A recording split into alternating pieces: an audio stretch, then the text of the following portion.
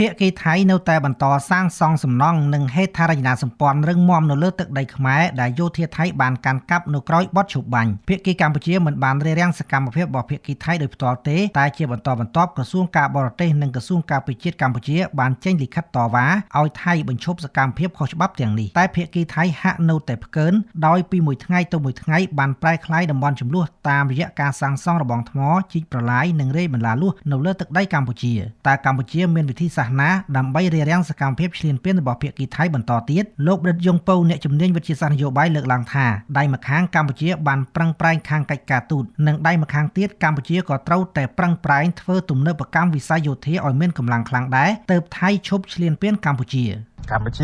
មិនបានឈរអបដៃមើលទេគឺយើងធ្វើកិច្ចការងារការទូតនិងច្បាប់អន្តរជាតិយ៉ាងសកម្មរហូតដល់អ្នករាយការណ៍ពិសេសអង្គការសហប្រជាជាតិស្តីពីសិទ្ធិមនុស្សក៏បានមកធ្វើសេចក្តីរាយការណ៍ពាក់ព័ន្ធនឹងបញ្ហាសិទ្ធិមនុស្សធ្ងន់ធ្ងរដែលភាគីថៃរំលោភឈ្លានពានដែរអានេះយើងមើលឃើញអញ្ចឹងមានន័យថាដៃម្ខាងកម្ពុជាប្រឹងប្រែងបន្តទៅលើកិច្ចការងារការទូតអន្តរជាតិយ៉ាងសកម្មដៃម្ខាងទៀតកម្ពុជាជាទស្សនៈទានផ្ទាល់ខ្លួនរបស់ខ្ញុំគឺកម្ពុជាត្រូវតែប្រឹងប្រែងយ៉ាងខ្លាំងស្របពេលដែលធ្វើការងារការទូតច្បាប់អន្តរជាតិកម្ពុជាត្រូវប្រឹងប្រែងឲ្យខ្លាំងទៅលើការធ្វើវិបត្តិកម្មវិស័យយោធាវិបត្តិកម្មយុទ្ធោបករណ៍ប្រចាំតែម្ដងមិនគួរកម្ពុជាខ្លាចរីរែកអ្នកណាថាយ៉ាងដូចម្តេចទេពីព្រោះទស្សនវិជ្ជាស្ដែងថៃបានឈ្លានពានកម្ពុជាអញ្ចឹងកម្ពុជាត្រូវតែធ្វើទំនើបកម្មនៅវិស័យយោធាធ្វើទំនើបកម្មយុទ្ធោបករណ៍របស់ខ្លួនដើម្បីឈានទៅដល់ការធ្វើឲ្យមានតុល្យភាពឬក៏សមមាត្រកម្លាំងនៅការប្រឈមទៅលើផ្នែកកម្លាំងលោកបរិទ្ធសេងសេរីអ្នកវិភាគនយោបាយរំលឹកឡើងវិញនៅយុទ្ធសាស្ត្រពីរយ៉ាងដើម្បីកុំឲ្យភាគីថៃបន្តសកម្មភាពរំកិលព្រំដែនយកទឹកដីខ្មែរបន្តទៀតអ្វីដែលខ្ញុំបានលើកឡើងកន្លងមកហ្នឹងគឺការធ្វើសង្គ្រាមការទូតផងហើយនិងការធ្វើសង្គ្រាមរប៉េះរប៉ោះក្នុងការកុំឲ្យពួកថៃហ្នឹងវាផ្កើនពេកផងប៉ុន្តែដោយសារតែរដ្ឋាភិបាលកម្ពុជាដឹកនាំដោយលោកហ៊ុនម៉ាណែតរាល់ថ្ងៃនេះប្រើប្រាស់តែ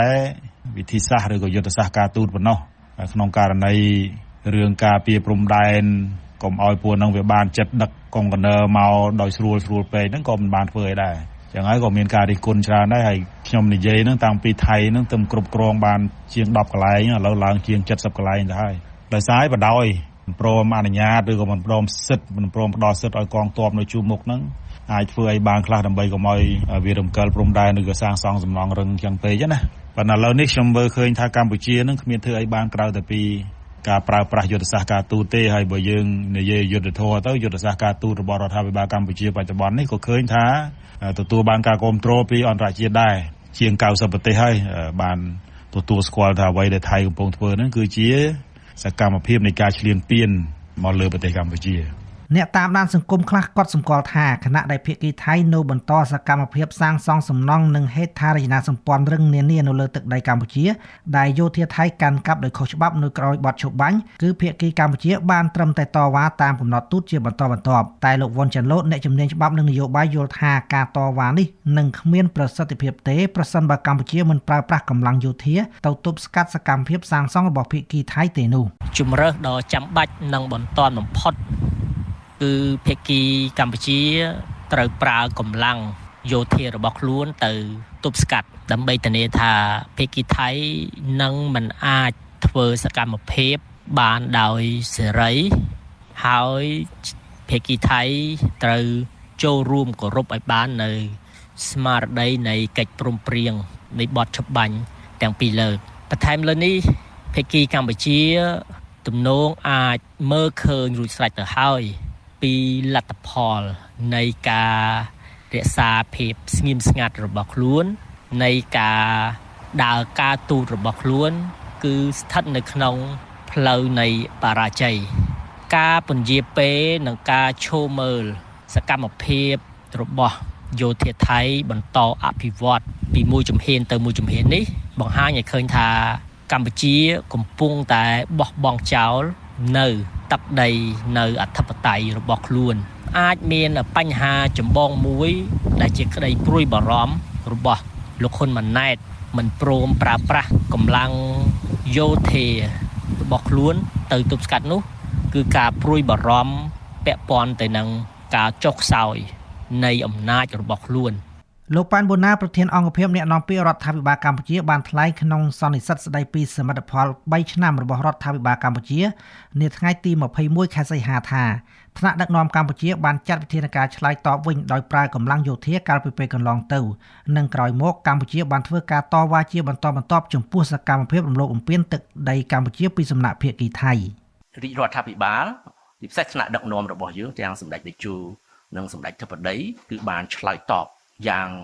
លឿនរហ័សហើយនឹងត្រឹមត្រូវនៅចំពោះមុខការឈ្លានពានព្រំដែននេះដោយទី1រាជរដ្ឋាភិបាលចាត់វិធានការឆ្លើយតបផ្នែកយោធាដើម្បីការពារខ្លួនការពារបូរណភាពទឹកដីប្រឆាំងនឹងការឈ្លានពានពលគឺប្រើសិទ្ធិការពារខ្លួនតែប៉ុណ្ណោះសូមបញ្ជាក់ចំណុចនេះទី2យើងប្រែក្លាយចំនួនប្រដាប់អាវុធឲ្យទៅជាដំណោះស្រាយតាមការទូតឆាប់រហ័សតាមរយៈការងារការទូតសកម្មរហ័សរហួនដោយមានការឆ្លើយតបក៏លឿនដែរពីសហគមន៍អន្តរជាតិបណ្ដាប្រទេសជាមិត្តដែលស្រឡាញ់សន្តិភាពដូចជាខ្ញុំលើកមិញសហរដ្ឋអាមេរិកសាធារណរដ្ឋប្រជាមានិតចិនម៉ាឡេស៊ីដែលជាប្រធានបដូវវៀនអាស៊ានដែលយើងសម្រេចបានបត់ឈប់បាញ់2លើកត្រង់ចំណុចនេះខ្ញុំសូមបើកវងកញ្ចក់បន្តិចឲ្យបងប្អូនយើងក៏លេខមើល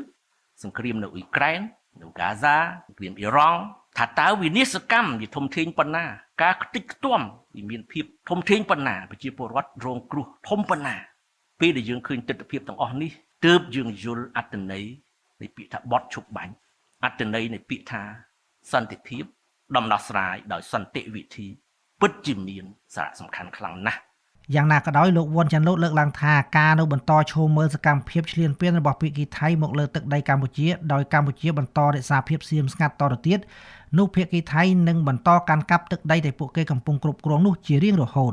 បើកាលណាភាគីកម្ពុជានៅបន្តប្រើប្រាស់ជំរើសរក្សាភាពស្ងៀមស្ងាត់បែបនេះទឹកដីដែលភាគីថៃកំពុងតែកាន់កាប់បានមិនត្រឹមតែមិនអាចទៅដណ្ដើមយកមកវិញនោះទេវានឹងคล้ายទៅជាទឹកដីរបស់ភាគីថៃជាស្ថាពរតែម្ដងចំណែកលោកដិតសេងសេរីចាត់ទុកការកាន់កាប់ខុសច្បាប់របស់ភាគីថៃមកលើទឹកដីកម្ពុជាថាគ្មានការទទួលស្គាល់ពីអន្តរជាតិទេតែលោកថាកម្ពុជានឹងពិបាកទាមទារទឹកដីនោះមកវិញដោយសារតែថៃអាំងលើកម្លាំងយោធាខ្លាំង 100% អ្វីដែលថៃកំពុងតែកាន់កាប់ជាង70កន្លែងដោយប្រើប្រាស់វិធីសាស្ត្រសាងសង់សំណង់រឹងដើម្បីបង្ហាញថាខ្លួនឯងបានកាន់កាប់ទាំងស្រុងនេះមិនអាចធ្វើឲ្យខ្លាយទៅជាព្រំដែនផ្លូវការទេលើកលែងតែច្បាប់អន្តរជាតិត្រូវបានរំលាយចោលបើក្នុងករណីច្បាប់អន្តរជាតិនៅតែមានប្រសិទ្ធភាពនៅតែប្រើការបានសម្រាប់ដោះស្រាយចំនួនរវាងប្រទេសនិងប្រទេសជាពិសេសប្រទេសជិតខាងហ្នឹងខ្ញុំជឿថានឹងមានដំណោះស្រាយក៏ប៉ុន្តែអ្វីដែលសំខាន់ហ្នឹងគឺណាវាត្រូវការពេលវេលាវាត្រូវការនីតិវិធីច្រើនហើយឥឡូវនេះរវាងភាគីខ្មែរនិងភាគីថៃហ្នឹងអាយន្តការធ្វើភាគីហ្នឹងសឹងតែប្រើលែងបានទៅហើយព្រោះយើងដឹងហើយស្ថានភាពនៅក្នុងប្រទេសថៃយើងមិនមែនទៅសើខាងយើងទេក៏ប៉ុន្តែនៅក្នុងប្រទេសថៃហ្នឹងអំណាចវាមិនមែនពោលតែមួយវាពោលពីរពោលខាងកងទ័ពហ្នឹងគឺរដ្ឋាភិបាលថៃគ្មានសិទ្ធិអីទៅបញ្ជាកងទ័ពទេហើយឥឡូវនេះពេលដែលរដ្ឋាភិបាលអនុทินដំណាក់កាលទី2នេះបានផ្ដល់សិទ្ធិទាំងស្រុងទៅលើពួកកងទ័ពដើម្បីសម្រេចទៅលើជោគវាសនាព្រំដែនហ្នឹងគឺកងទ័ពហ្នឹងគឺណាប្រភេទពួកហ្នឹងគឺប្រភេទពួកមិនមែនគ្មានគ្នាហ្នឹងវាគ្មានសូវយល់ដឹងអំពីច្បាប់អន្តរជាតិអីទេមានជាតិមានអាចរិកជាតិនិយមជ្រុលធ្វើដើម្បីបង្អួតគេបង្អួតឯងដើម្បីឡើងឋានៈពួកកងទ័ពវាគ្មានអីក្រៅតែពីធ្វើសង្គ្រាមដើម្បីឡើងឋានៈទេសម្រាប់លោកដិតយ៉ុងពៅលើកឡើងថាតំបន់ដែលថៃបាននឹងកំពុងកាន់កាប់ដោយខុសច្បាប់លើទឹកដីកម្ពុជាកន្លងមកគឺមិនអាចចាត់ទុកជាព្រំដែនអន្តរជាតិផ្លូវការនោះឡើយទោះយ៉ាងណាក៏ដោយព្រំដែនអន្តរជាតិកម្ពុជាថៃអាចកំណត់ទៅបានលើកឹកណាក្រុមការងារបច្ចេកទេសកិច្ចការព្រំដែនទាំងពីរប្រទេសព្រមព្រៀងគ្នាចុះវាស់វែងដោយផ្ទាល់ឯកភាពគ្នាលើទីតាំងជាក់ស្ដែងដោយសំអាងទៅលើផែនទីបារាំងសៀមអនុសញ្ញាសន្ធិសញ្ញាបារាំងសៀម1904-1907កំណត់ហេតុបោះបង្គោលព្រំដែនបារាំងសៀមទាំង74បង្គោលអីហូហាយជាដើមដែលមានចែងនៅក្នុង MOU ឆ្នាំ2000ហ្នឹងដូច្នេះតើតែក្រុមការងារបច្ចេកទេសកិច្ចការព្រំដែនទាំងពីរប្រទេសហ្នឹងបានចុះវាស់វែងហើយព្រមព្រៀងគ្នាស្របទៅនឹង MOU ឆ្នាំ2000ហើយស្របនឹងអ្វីដូចតែបានចែងនៅក្នុងសេចក្តីប្រកាសរួមស្តីពីបទឈប់បាញ់ថ្ងៃ27ធ្នូឆ្នាំ2025នោះទើបអាចយកជាការបាន អាចយកជាការបានរីឯទីតាំងទាំងឡាយណាដែលការប្រើប្រាស់កម្លាំងយោធាឬក៏ទស្សនវិជ្ជាផ្សេងពីនេះក្នុងការកាន់កាប់ដោយខុសច្បាប់គឺมันអាចក្លាយជាព្រំដែនអន្តរជាតិបានទេ